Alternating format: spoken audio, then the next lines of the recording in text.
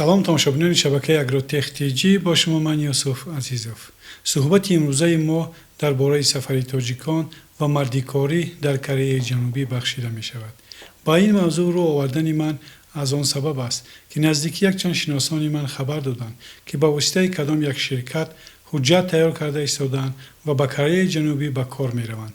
онҳо чандин моҳ дар вақте ки бояд ба Русия барои кор мерафтанд интизор шуданд ва баъди 3-4 моҳи интизорӣ ба онҳо гуфтанд ки сафар намешавад ва давоми ин 4 моҳ онҳо чандин ҳуҷҷатҳо тайёр карданд, маблағ хароҷот карданд, асосаш вақти мавсими кории Русияро аз даст доданд. баъде ки фаҳмидем онҳо танҳо набуданд, чандин нафарҳои дигар низ роҳҳои ба ин кишвар рафтанро ҷустуҷӯ намуда вақти худро аз даст доданд. агар шумо то ҳол ба канали Агротех TG обуна нашуда бошед, обуна шавед ва лайк монданро фаромӯш накунед. русия то имрӯз яке аз кишварҳои асосии муҳоҷирати меҳнатӣ барои муҳоҷирони тоҷик боқӣ мемонад, вале ҳукумати Русия қоидаҳои бурдубоши муҳоҷиронро дар кишвари худ рӯз ба рӯз сангинтар карда истодааст. ҳарчанд аз ҳузури муҳоҷирон Русия бе ягон хароҷот баробари фурӯши нафт даромади муфт гирифта истода бошад ҳам, боз рӯз ба рӯз пардохти ҳаққи ҳуҷҷатгузориҳоро қимат карда истодааст. шароити корӣ рӯз ба рӯз вазминтар шуда истодааст, вале маош барои иҷрои кор паст шуда истодааст ва ин ва дигар мушкилот муҳоҷиронро маҷбур ба он мекунад, ки роҳ ба дигар кишварҳоро ҷустуҷӯ намоянд. то имрӯз мардикорони тоҷик ҳарчанд кам бошад ҳам, лек мо мебинем, ки онҳо дар Олмон, Амрико, Туркия ба фаъолияти корӣ машғуланд ва барои кушодани роҳ ба кишвари Кореяи Ҷанубӣ низ кӯшишҳо доранд. дар азхудкунии бозори меҳнати Европаи ғарбӣ тоҷикистониён ба баъзе камёбиҳо ноил гаштаанд ва дар миёни давлатҳои Осиё мамлакати Кореяи Ҷанубӣ барои мардикорони мо бисёр маҳқул уфтодааст. лек чуноне ки маълум шуд, барои ба ин мамлакат рафтан мушкилоти зиёд вуҷуд дорад. дар ин ҳавол ман мехоҳам каме дар ин бора бо шумо суҳбат кунам. муносибатҳои дипломатии миёни Тоҷикистон ва Ҷумҳурии Корея моҳи апрели соли 1992 оғоз ёфт. аз моҳи июни соли 2008 дар Душанбе сафоратхонаи ин кишвар ба кор оғоз кард. аз ҳамон солҳо дар вохӯриҳо дар сатҳи олӣ гуфтушунид барои ҳамкорӣ дар соҳаи муҳоҷирати меҳнатӣ чандин маротиба муҳокима карда шуд ва ҳатто ҳуҷҷатҳои лозима барои иҷрои кор дар ин самт тайёр карда шудааст ва бо сабабҳои то ҳол имзо нашудани шартномаи тарафайни давлатӣ дар ин самт муҳоҷирони меҳнатии тоҷик наметавонанд дар ин кишвар қонунӣ фаъолияти меҳнатӣ кунанд. аз вазорати меҳнат, муҳоҷират ва шуғли аҳволӣ хабар доданд, ки тафовуқнома миёни Тоҷикистон ва Ҷумҳурии Корея дар самти муҳоҷирати меҳнатӣ аз ҳарду ҷониб тайёр шуда истодааст ва аз ҳамаи шаҳрвандони кишвар хоҳиш карданд, ки аз сафар барои кор ба ин кишвар худдорӣ намоянд ва қонунҳои муҳоҷирати ин кишварро вайрон накунанд. барои тезтар имзо шудани ин тафовуқнома барои рафтани муҳоҷирони меҳнатии тоҷик ба ин кишвар кадом монеаҳо вуҷуд доранд?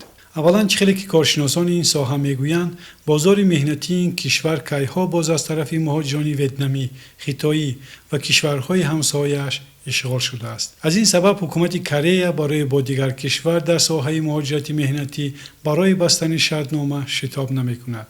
сабаби дигар, таклиф накардани муҳоҷирони дигар кишварҳо ин вайрон кардани қоидаҳои бурдубоши муҳоҷирон низ ба ҳисоб меравад, ки онҳо қоидаҳоро вайрон карда ғайриқонунӣ дар ин кишвар кор ва зиндагонӣ мекунанд. барои мисол, таги 2 соли охир шумораи шаҳрвандони Қазоқистон, ки қонунгузории муҳоҷиратии кишвари Кореяро вайрон карданд, 15 маротиба зиёд шудааст. чуноне ки вазорати корҳои хориҷии Ҷумҳурии Корея хабар медиҳад, ҳоло дар Кореяи Ҷанубӣ зиёда аз 12 000 шаҳрвандони Қазоқистон ғайриқонунӣ кор ва зиндагонӣ доранд. ин ҳолат дар шаҳрвандони Ӯзбекистон низ дида мешавад. бо маълумоти давлатӣ, шумораи муҳоҷирони меҳнатии ғайриқонунии Ӯзбекистон дар Кореяи Ҷанубӣ зиёда аз 7000-ро ташкил медиҳанд. ин буд, ки ҳукумати Кореяи Ҷанубӣ шумораи квотаи муҳоҷирони кории Ӯзбекистонро кам кард ва ҳоло бошад ҳукумати Ӯзбекистон мехоҳад ва кӯшиш дорад, ки шумораи квотаҳояшро ба 10,000 расонад. дар баробари ин ҳукумати Корея қонунҳои муҳоҷиратиашро нисбати муҳоҷирони Осиёи Миёна сахттар кард. ҳоло миқдори ҳуҷҷатҳо барои ворид шудан ба ин кишвар зиёд карда шуда, бояд мақсади сафар возеҳу равшан нишон дода шуда, чиптаи бозгашт ҳатман харида шуда, таклифномаи اداره تندرستی که اگر برای معالجه و یا سیاحتگر باشید تکلیفنامه تشکیلات سیاحی حتما باید داشته باشید و حکومت سئول میتواند با نظرداشت خود شما را با داشتن این همه حجت ها روادید ندهد. با بعضی معلومات ها حالا در ریسپوبلیک کره شماره شهروندان خارجی که غیر قانونی کار و زندگی میکنند زیاده از 350,000 نفر را تشکیل میدهد که 11% همه خارجیانی در کشور بوده را تشکیل میدهد. از این شماره مهاجران غیر قانونی خطای 49%، ویتنامیا 8%، امریکایی‌ها 7 از 10%، فیلیپینی‌ها 3% را تشکیل می‌دهند. قسمی از نصف زیادی مردکاران خارجی با مهنت وزنی جسمانی مشغولند. نمودار شرطنامه طرفین برای مهاجران کاری بین تاجیکستان و کره معنای آن را ندارد که شهروندان ما نمی‌توانند به این کشور سفر کنند.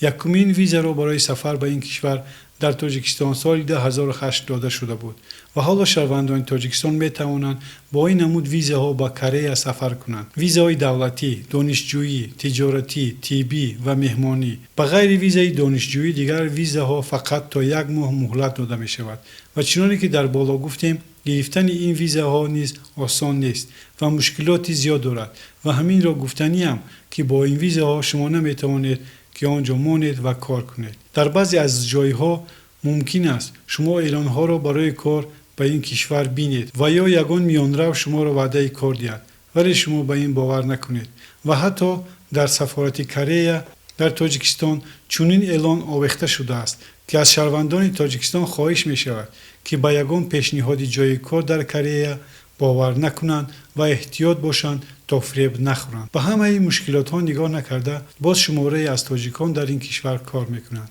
پس آنها چگونه به این کشور وارد شدند؟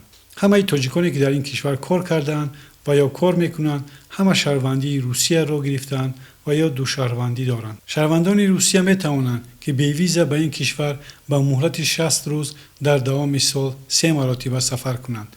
اگر 4 مرتبه در دوام 2 سال و 10 مرتبه به این کشور سفر کرده باشند پس می توانند صاحب ویزای بسیار کرته 5 ساله گردند. چخیلی که تاجیک بچه‌های آنجا سفر کردن نقل میکنند جوانان کره‌یگی به شهرهای کلان کوچ بسته خواجگی قشلاق کشور طلبکار کارکنان جوان میباشد. در ساختمان باشد در برابر آنکه کار خیلی سنگین و دشوار و طلبات سخت بودند معاش خوب میدهند و تخمینا $2,500 را تشکیل میدهد میگویند آنها.